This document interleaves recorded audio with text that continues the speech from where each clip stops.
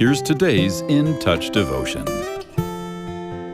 Today's scripture reading begins in verse 3 of 2 Thessalonians chapter 1.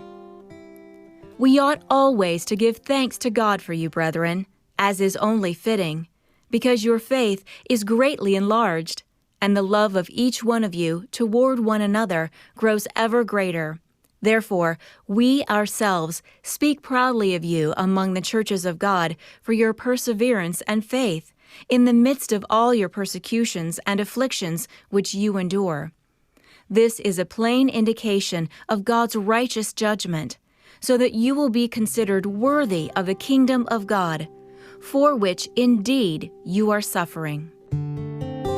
God's desire is that those of us who are believers grow in faith as we walk with Him.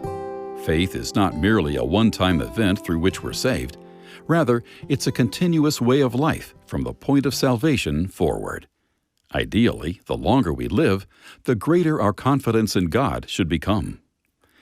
Our degree of faith in the Lord affects every area of our life, our thoughts, attitudes, prayers, and behavior. And trials often reveal just how much we trust Him. When we face afflictions, do we notice only the suffering and impossibilities, or do we see the greatness of our Heavenly Father, who controls all these situations? Faith also has the power to influence emotions. When our minds are filled with doubts about God, anxiety and fear rush in.